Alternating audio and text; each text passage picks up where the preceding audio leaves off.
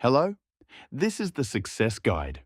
Continuing from last time, let's start the second time to learn how we can approach success through Schopenhauer.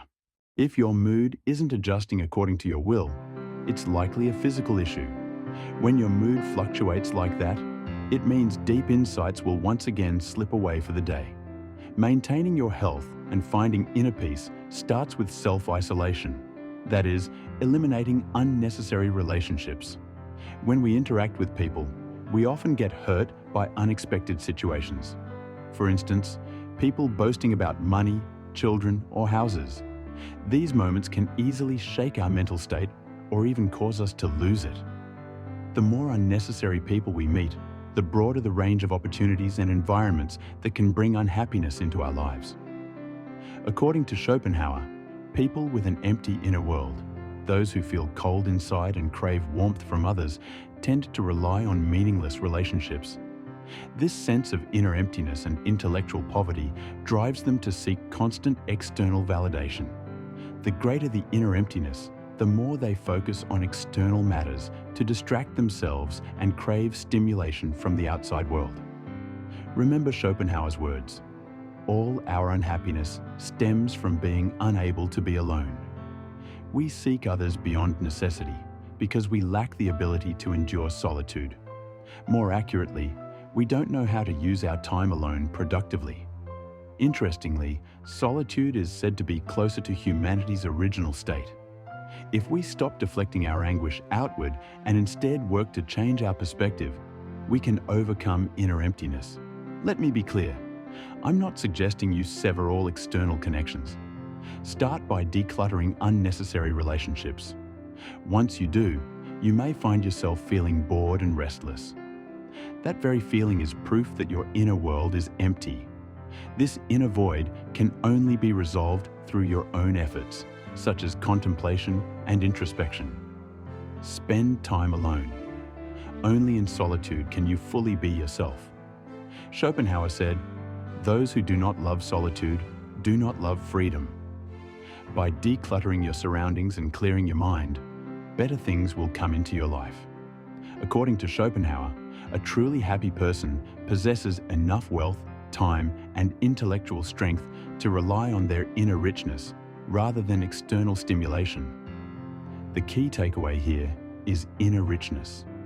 People with a rich imagination and an active inner life do not feel bored or restless, even when they're alone.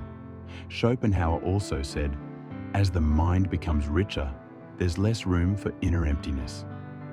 Starting now, bring the weight of life from the external world into your internal one. People can be categorized into three types. First, ordinary people, who place their center of gravity externally and seek satisfaction from outside. Second, those of average intellectual capacity, who find joy in various disciplines but split their focus between the internal and external. Third, those with exceptional intellectual abilities, who place their center of gravity entirely within themselves. These individuals form their own perspectives through art, literature, and philosophy. People with such overwhelming intellectual development rarely feel boredom. Instead, they lead vibrant and meaningful lives filled with new interests and imagination. They naturally live competent lives, and I hope all of us aspire to become such people. If you wish to develop exceptional intellectual abilities, I sincerely hope you won't let yourself be distracted any longer. When we were young, solitude felt scary and unsettling, but as we grow older, we find comfort in being alone. Use that comfort as a starting point to shift your center of gravity from external to internal. If your workplace or family life is already chaotic, don't replace one distraction with another to escape the noise. Instead, reduce unnecessary meetings and spend more time with books to cultivate your thinking ability. As you know, reading is incredibly important on our channel. But let me be honest, as someone who reads hundreds of books each year, it's not about the quantity of books you read.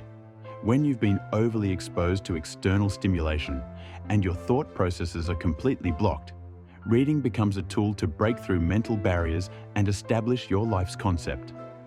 At a certain point, repetition becomes more important than quantity for building the strength to think. Through this process, you'll develop your own philosophy and cultivate independent thinking, enabling you to make all decisions on your own. Even during a short walk, aim to reach a level where you can truly reflect. This is the key to creating a dignified second half of your life. Once you reach this state, you'll naturally maintain an appropriate distance from external stimuli that once controlled you. We should live like hedgehogs. Hedgehogs huddle together to stay warm in cold weather, but when their spines start to prick one another, they immediately separate. Learn to maintain this balance, avoiding both harm and harm from others. Humans inherently have a dual nature. When isolated, we seek connection, and when connected, we crave isolation. No matter how strong one's mind is, no one can sustain complete isolation indefinitely. Once you've distanced yourself from inner emptiness through self-isolation, you'll need to re-engage with the world. At this point, the wisdom lies in finding balance between solitude and connection. Schopenhauer compares society to fire and says, "A wise person keeps a safe distance from the fire, while a fool gets too close, gets burned, and then flees to the cold of isolation, lamenting the fire's heat." You may have previously lived a life where you got hurt or caused harm due to failing to maintain proper distance from others. That's okay. From now on, focus on reading, thinking, and maintaining a healthy distance. Simplify your lifestyle as much as possible and try to keep it that way. Minimize the time you spend feeling unsettled. Say goodbye to things that make you anxious. For those who find it difficult to live simply and monotonously, cultivating the mental capacity to handle simplicity is the only way to overcome inner emptiness. This is what will create the second half of your life that you desire. Remember this: the only person you can truly rely on in this world is yourself. When you fully trust yourself, you'll be the happiest because you won't depend on or be disappointed by others. It's time to pursue the desires and happiness that truly suit you. The era where appearances mattered is over. That was fine when you were young, before life fully matured, when it was acceptable to seek sameness by following others. Now is the time to pursue higher-level desires, those that embrace difference. If you've lived life superficially, start analyzing yourself in 3 dimensions. As you do this, ask yourself, am I smiling? Am I happy? Is this what I want? This is how you come to understand yourself. Time doesn't stop. The time to make your life meaningful is today. Don't think of tomorrow as just another repeat of today. If your life has been in grayscale, pick up a brush today and start adding color. Find one thing you truly want.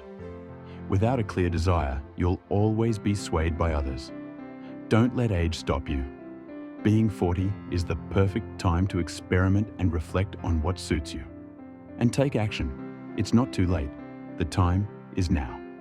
Professor Daniel Gilbert from Harvard University conducted a study with 250 participants examining brain activity to determine when people are happiest. The results showed that happiness peaked when participants were focused on an activity, working, exercising, or talking with like-minded individuals. On the other hand, they were least happy during rest, negative thoughts, or moments of worry. This demonstrates that life's essence lies in constant activity and the will to strive, as Schopenhauer argued that boredom is the root of unhappiness.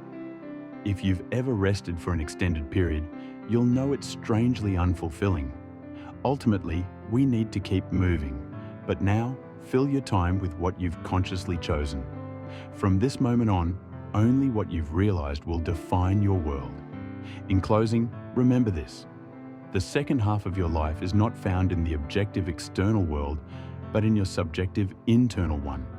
To live the life you want, you must cultivate insight through reading, reflection, and self-discovery.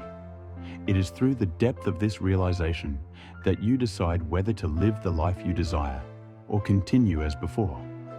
Whatever life you envision, know that your individuality is inherently great. There's no scale to measure it. Whatever it may be, your life and you are extraordinary just as they are. Never forget that. Thank you. I'll see you again in part 3. Subscriptions and likes are of great help to me.